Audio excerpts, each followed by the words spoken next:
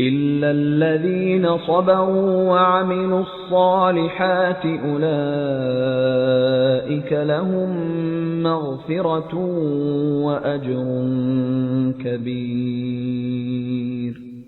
Except those who are patient and act righteously, such shall have Allah's forgiveness and a great reward. 11. Here sabr, fortitude, also implies another meaning, that is, steadfastness, the antonym of shallowness etc. That has been mentioned in the preceding verse. Those who are steadfast remain fine and unwavering in their purpose in spite of the vicissitudes of life. They are not influenced by the changes of circumstances but stick to the right reasonable and correct attitudes they have adopted. They do not give themselves airs nor become intoxicated nor overjubilant and boastful if they win power, prosperity and name. On the contrary, they are neither subdued nor depressed if they are visited by adversity. In short, they come out successful in their trial by Allah, whether it be in the shape of favor or adversity, and remain steadfast in both the cases. 12. This is the favor that Allah shows to such people. He forgives their shortcomings and gives them rich rewards for their good deeds. فَلَعَلَّكَ تَارِكٌ بَعْضَ مَا يُوحَى إِلَيْكَ وَضَائِقٌ بِهِ صَدْرُكَ أَن يَقُولُوا لَوْلَا أُنزِلَ عَلَيْهِ كَنزٌ أَوْ جَاءَ مَعَهُ مَلَكٌ إِنَّمَا أَنْتَ نَذِيرٌ وَاللَّهُ عَلَى كُلِّ شَيْءٍ وَكِيلٌ. O Messenger, let it not happen that you omit to expound a portion of what was revealed to you, and do not be distressed that they will say, why was a treasure not bestowed upon him? Or why did no angel accompany him? For you are merely a warner, whereas Allah has control over everything. 13. In this verse, Allah has comforted and urged His Messenger, peace be upon him, to propagate the message without the least hesitation and not to waver in his determination for fear of ridicule or for lack of response from his people. He should convey the message in its entirety and leave the result to Allah, for He has full power over everything. In order to grasp its full significance, we should keep in view the circumstances that necessitated it. At the time of this revelation, the Quraysh were the most powerful and influential of all the clans.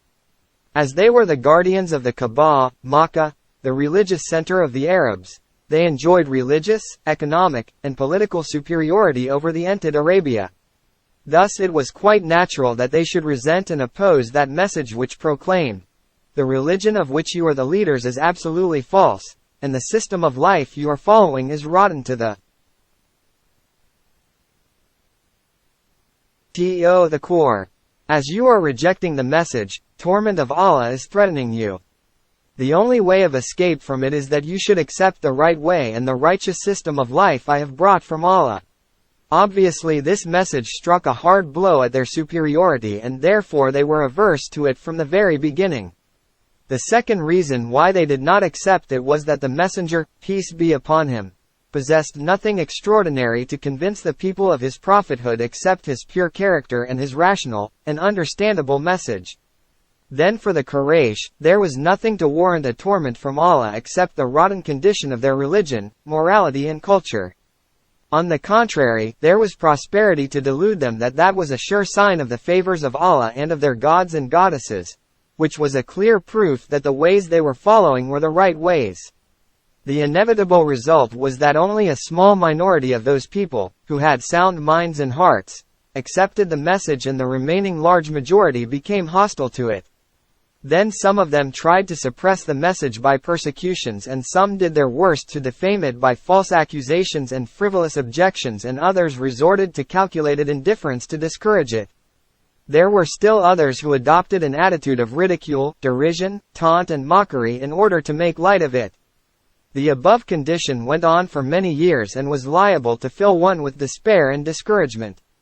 Therefore the sovereign reassured his messenger, as if to say, we disapprove of these shallow, superficial and mean people, who are trying to make your mission a failure by their prejudice, indifference, ridicule, mockery and frivolous objections. You should go on following the right way with perseverance and courage. You should go on proclaiming the truth that has been revealed to you without the least hesitation. You should never be afraid of propagating the message for fear of ridicule or indifference. You should go on inculcating the truth in its entirety whether anyone accepts it or rejects it, for it is Allah who has everything in His power and charge, and He alone affords guidance to everyone He considers fit for it. أم يقولون افتراه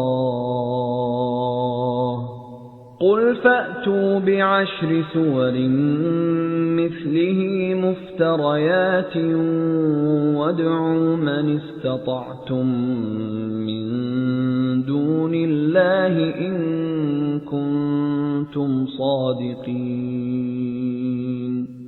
Do they say, He has invented this book Himself? Say, if that is so, bring 10 surahs the like of it of your composition, and call upon all the deities that you can to your help other than Allah. Do so if you are truthful. فَإِن لَّمْ يَسْتَجِيبُوا لَكُمْ فَاعْلَمُوا أَنَّمَا أُنزِلَ بِعِلْمِ اللَّهِ وَأَن لَّا إِلَٰهَ إِلَّا هُوَ فَهَلْ أَنتُم مُّسْلِمُونَ. Then, if your deities do not respond to your call for help, feel assured that this book was revealed with the knowledge of Allah, and that there is no God but He. Will you, then, surrender to this truth? 14. Here one and the same argument has been advanced to prove two things. First, the Quran has been revealed by Allah. Secondly, it proves the truth of the doctrine of Tawhid. The argument is this. 1. You say that the Quran has not been revealed by Allah but has been devised and invented by myself and ascribed to Him. If your claim had been genuine, you would have been able to invent a book like this in answer to the challenge I have given you over and over again. As you have failed to do so even with your combined resources and forces, my claim that it has been revealed with Allah's knowledge has been proved absolutely and completely true. 2. Then there was a twofold challenge from the Quran to your deities, but they utterly failed to meet it. They were challenged to come to your aid and help produce a book like the Quran. As they have not helped you, it is a clear proof that they are absolutely powerless and have no share at all in Godhead. You have seen that they have not only failed in this decisive test, but have also proved to be impotent to defend themselves against the open attacks made on them in this book, which asks the people not to worship them, for they have no share in the powers of Godhead. These things have proved that there is nothing divine in them, and you have made them your deities without rhyme or reason. Incidentally, this verse shows that chronologically this surah was revealed earlier than Surah Yunus. For at first they were challenged in this surah to bring 10 surahs like the surahs of the Quran, but they failed to do so. Then in Surah Yunus they were challenged, ayat 38 in En. 46, to bring even one surah like this. من كان يريد الحياة الدنيا وزينتها نوفي إليهم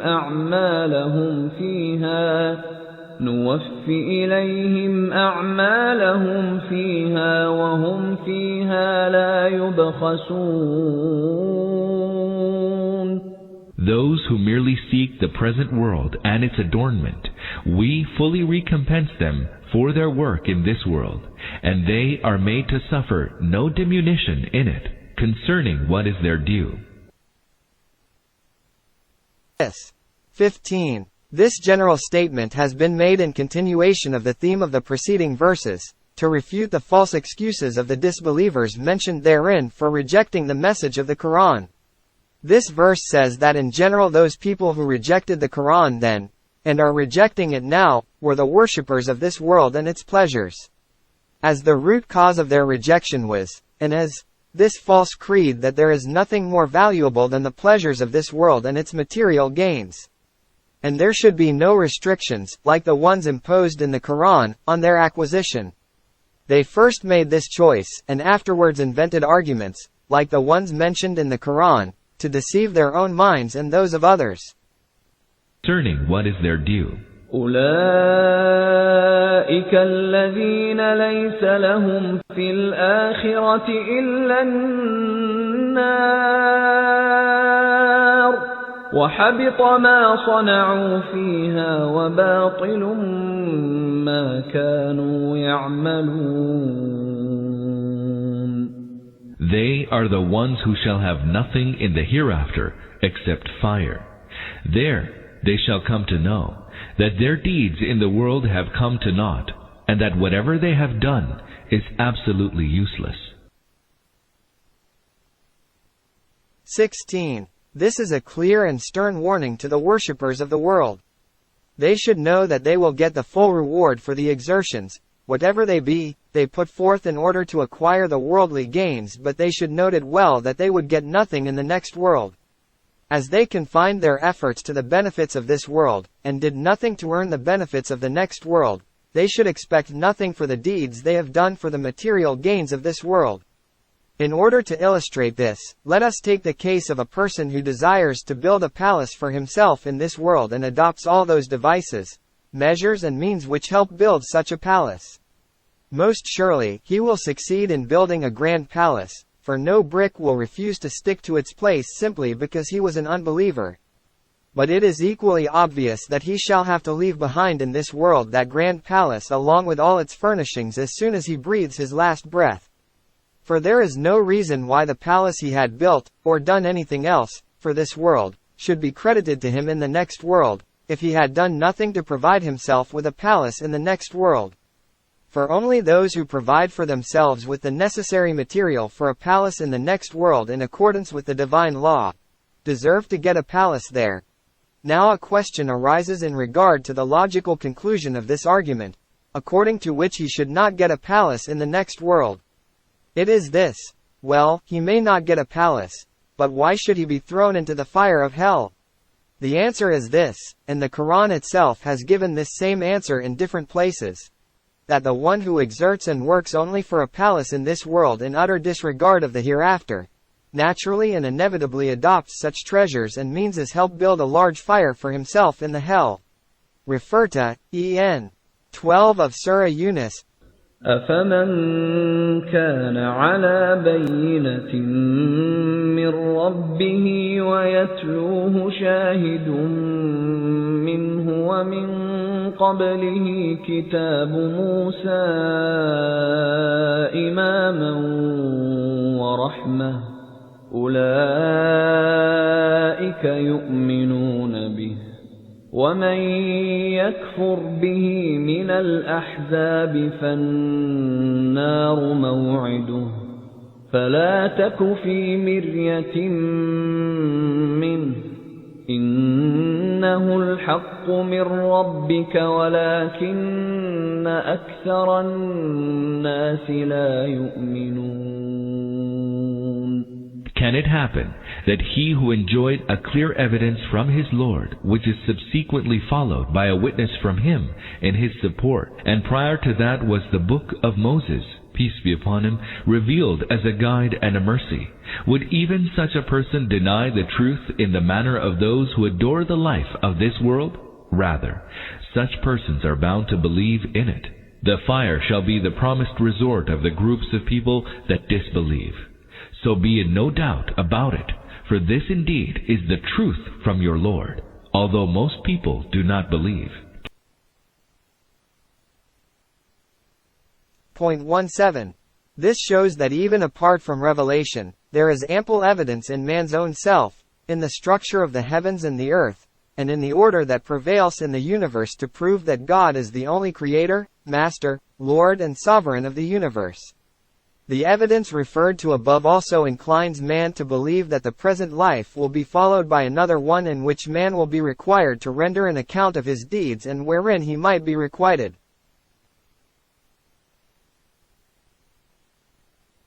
18. The witness from him is the Quran. The testimony of the natural phenomena combined with that provided by man's own self had already created in man the disposition to affirm the truths mentioned earlier. All that was further reinforced by the Quran, which came as reassurance that what he was predisposed to believe in was indeed true. 19. In the present context, the verse means that those who are overly infatuated with the allurements of a worldly life will be inclined to reject the message of the Quran. Distinguishable from these are those who take full note of the testimony furnished by their own beings and by the structure and order prevailing in the universe in support of God's unity. This testimony was further reinforced by the heavenly books revealed before the Quran. How could such persons close their eyes to such overwhelming testimony as this and join their voice with those of the unbelievers? This verse clearly indicates that even before the Quran was revealed, the Prophet, peace be on him, had reached the stage of belief in the unseen. We have seen, in Surah Al-An'am ayat 75, the case of Abraham. Before being appointed as a prophet, Abraham, peace be on him, was led by a careful observation of the natural phenomena to knowledge of God's unity. Likewise, the present verse makes it clear that by his reflection, the Prophet, peace be on him, had been led to believe in the unseen even before the Quran was revealed. Subsequently, when the Quran was revealed, it not only confirmed what he had already become inclined to accept, but also provided definite knowledge about it. وَمَنْ أَظْلَمُ مِمَّنِ افْتَرَى عَلَى اللَّهِ كَذِبًا أُولَئِكَ يُعْرَضُونَ عَلَى رَبِّهِمْ وَيَقُولُ الْأَشْهَادُ هَؤُلَاءِ الَّذِينَ كَذَبُوا عَلَى رَبِّهِمْ أَلَا لَعْنَةُ اللَّهِ عَلَى الظَّالِمِينَ. And who is a greater wrongdoer than he who invents a lie against Allah? Such persons will be set forth before their Lord, and the witnesses will testify. These are the ones who lied against their Lord. Lo, Allah's curse be upon the wrongdoers.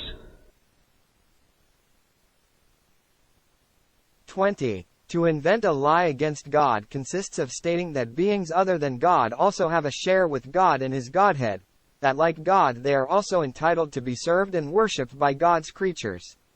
Inventing a lie against God also consists of stating that God is not concerned with providing guidance to His creatures, that He did not raise prophets for that purpose, and that He rather left men free to behave as they pleased.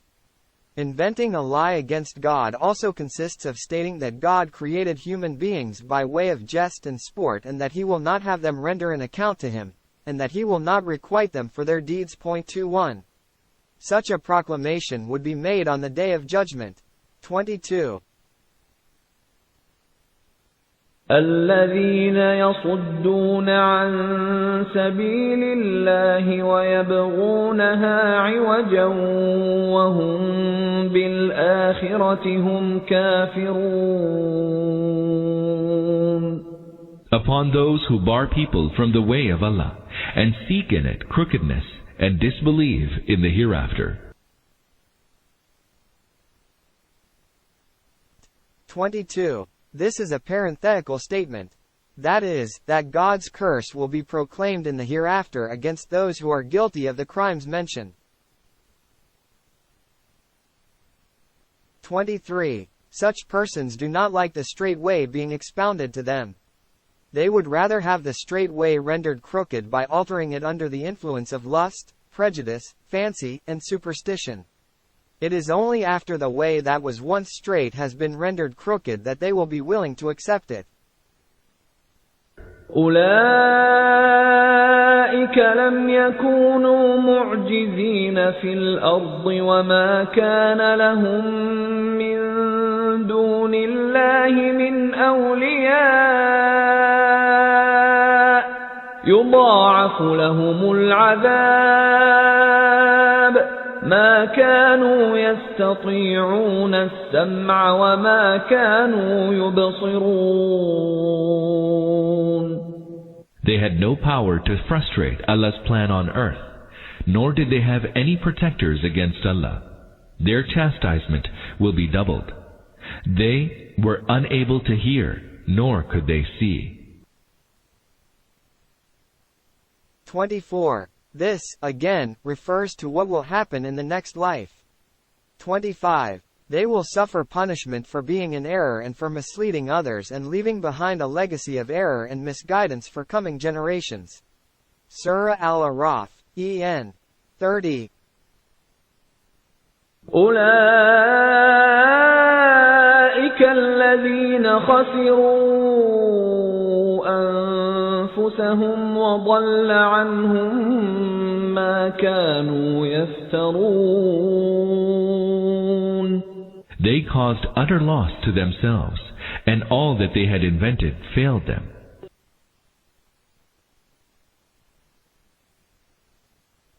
26. All their conjectures regarding God, the universe and their own selves will prove to be absolutely baseless in the next life. Similarly, the notions they entertained about the help and support they would receive from those they considered to be either their deities, or their intercessors with God, or their patrons will prove to be false. Likewise, it will become obvious that all their notions about the afterlife were utterly untrue. Point 2. لا جرم أنهم في الآخرة هم الأخسرون.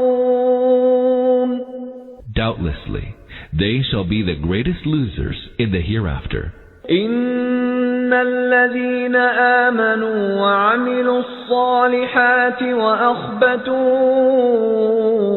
إلى ربهم أولئك أصحاب الجنة هم فيها خالدون. As for those who believed and acted righteously and dedicated themselves totally to their Lord, they are the people of paradise, and there they shall abide forever. 7. This concludes the account about the hereafter.